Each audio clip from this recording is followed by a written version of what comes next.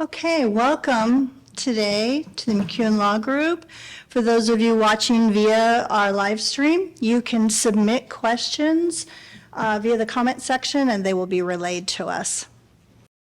So my name is Janie Boren.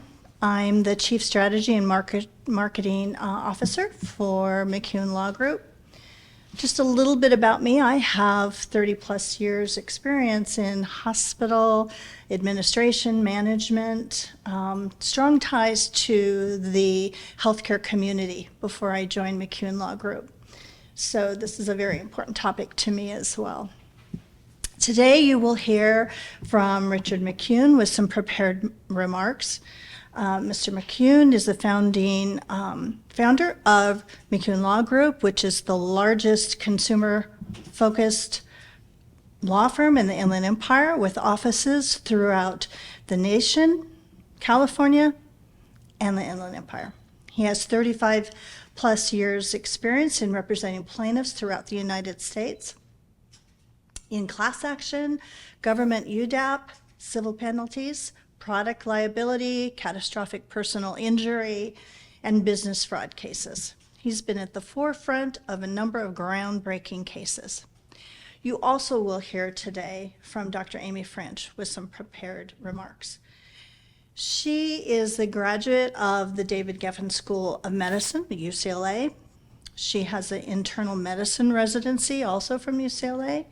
She did a residency in critical care medicine at Cedars-Sinai Medical Center. She was the chief of fellows at Cedars-Sinai in pulmonary disease residency program. She also holds a certificate of physician executive leadership from the American Association of Physician Leaders. She was the past chairman of the American Lung Association. She is a volunteer clinical faculty at UC Irvine, and she has 18 plus years experience in clinical leadership, including ethics committees, quality and safety committees, population and community health, and COVID ethics committees, including integration and leadership roles. So I would like to now introduce you to Richard D. McEwen.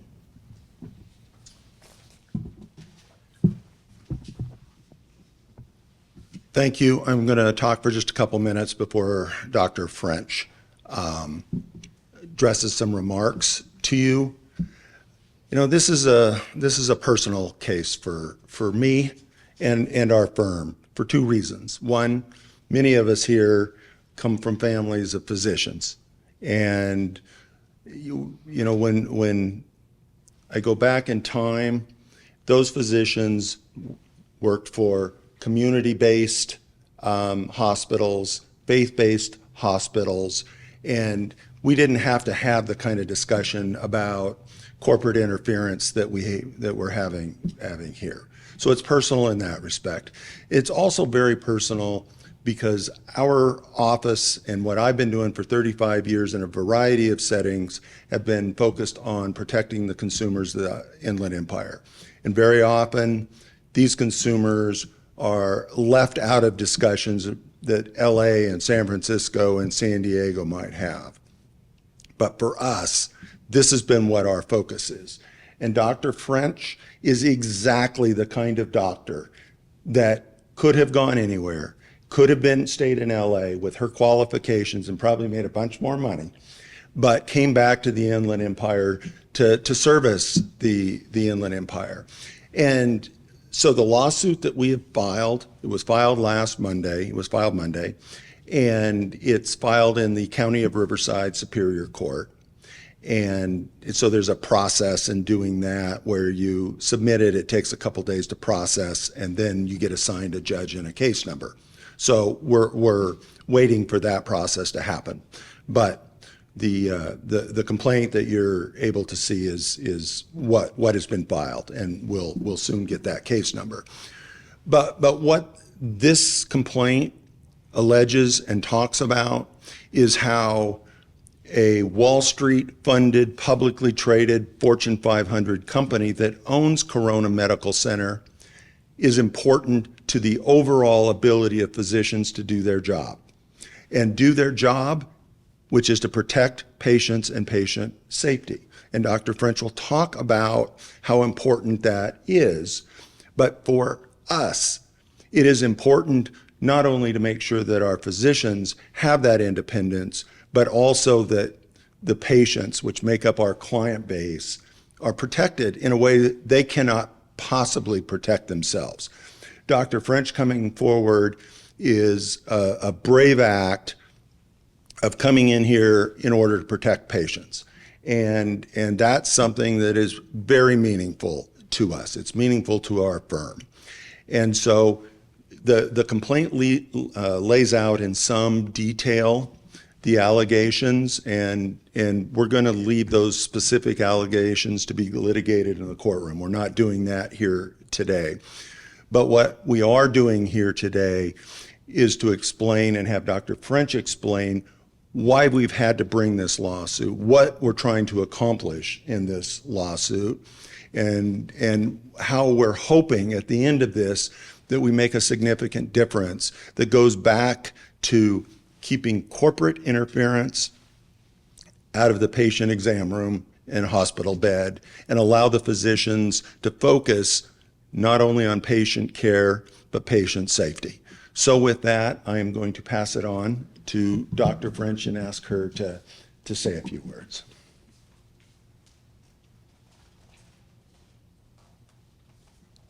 Good morning. My name is Amy French. I am a physician in the community. I was born in Anaheim, but I was raised not too far from here in Altaloma. I'm a product of the public school system, very proud of that, and graduated from Etiwanda High School. I was accepted to UCR's biomedical sciences program, which was a 6.5 to 7 year program where they combined undergrad with UCLA's medical school. My senior anatomy teacher had a lot of influence in that regard. I was raised by a social worker mother and a veteran father who was a business owner in our community, who told me you could always do whatever you wanted to do. But my mother's goodwill is probably the largest reason I'm standing here today. She worked with everything from children in need in Compton to brain injury victims out in Ballard Hospital. She'd always taught me to do what was right and to fight for when you saw something that was wrong. I was blessed. I had every door open to me throughout my education. I went to UCLA Medical School. I went to residency at UCLA Olive View Medical Center, which I find to be one of the greatest locations to learn from. It's a county facility where you see some of the most needy patients in our community. I was honored to be accepted to Cedars-Sinai, where I earned my fellowship in critical care and pulmonary medicine. And I also grandfathered into palliative care because of my interest in that population and am board certified in that as my fourth specialty. Then I left after my chief and final year there, and I came back to the city I called home. My husband also had a business here, and coming home was exactly where I always envisioned myself. When I went to UCR's biomedical science program with UCLA, their dream was to bring physicians back to the county and the community. And so therefore, in 2012, home I came. And since then, I've been here. I've been an active member of our community and served in a lot of roles. Patients have always been the priority for me. I've had my own practice. I've worked with the American Lung Association, and as already described, have ventured into a lot of volunteer roles throughout the decade plus I've been here. Today, I'm here for a totally different reason. I was in leadership roles with the hospital, and I think that it's really important that when people are discouraged from speaking up, that somebody becomes the voice. And so today, I'm here to answer questions related to that.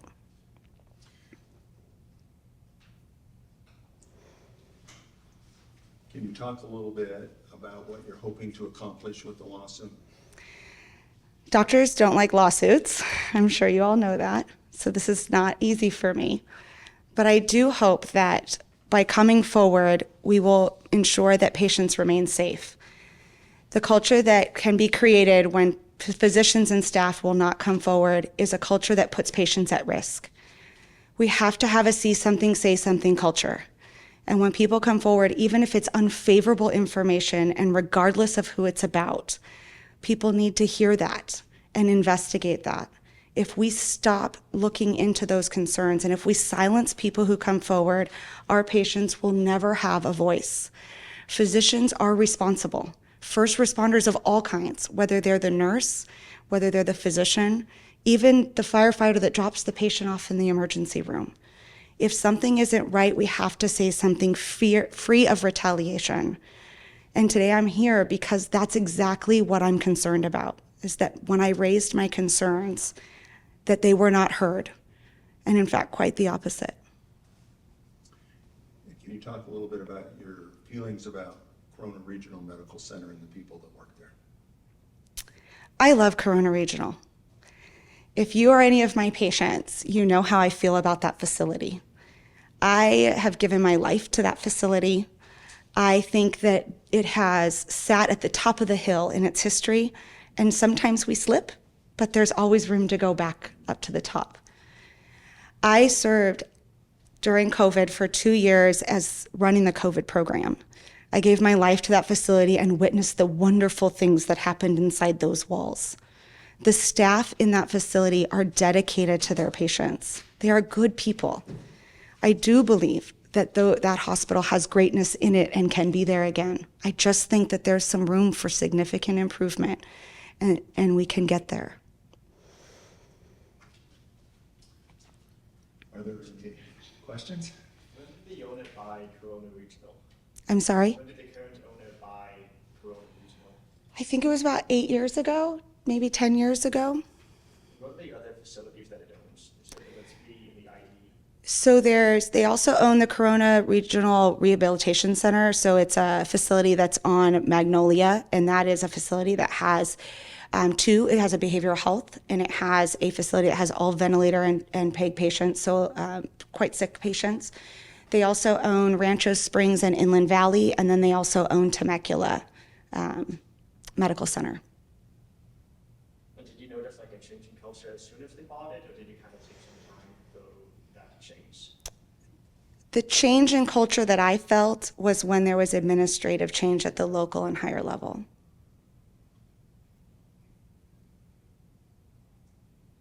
And the complaint mentioned your company, French Medical Code, but just checking if that just a sole thing that you have through which you do your contracts, or is that something that you have other attorneys and other physicians working with you? So that is my practice. So at times I've expanded to meet the needs of the community. So for many years, that my entity served both clinical and inpatient practices. We ran the ICU. So during COVID, we ballooned up very large to staff that facility with resources. And then currently scaled back down where I have my clinic, and I also take care of all of the patients over at the Corona Regional Rehabilitation Hospital on Magnolia. So you were kind of acting as an in-between thing. You were bringing a lot of physicians to work in Corona Regional. Correct. So I know that you said you're not going to discuss a lot of the allegations of the complaint, but you mentioned you raised your concerns, they were not heard. I was wondering if you were at liberty to discuss how these concerns were raised, the process you went through, the so-called checks and balances, so to say, they call it, I think, in the system. But can you tell me a little bit more about the complaint process and how you brought these concerns to administrators like the CEO and whatnot, and how they weren't addressed properly? I'm going to have to, sorry, Dr. French. That's unfortunately, we can't get into that. The complaint lays out a number of those. The basic allegation is those were raised to the appropriate levels of executive management, board management, and ownership company. And not only were they not acted on appropriately, there was retaliation as a result of even bringing those things up. But Dr. French, I can't have her, because it's an active litigation, talk about those things.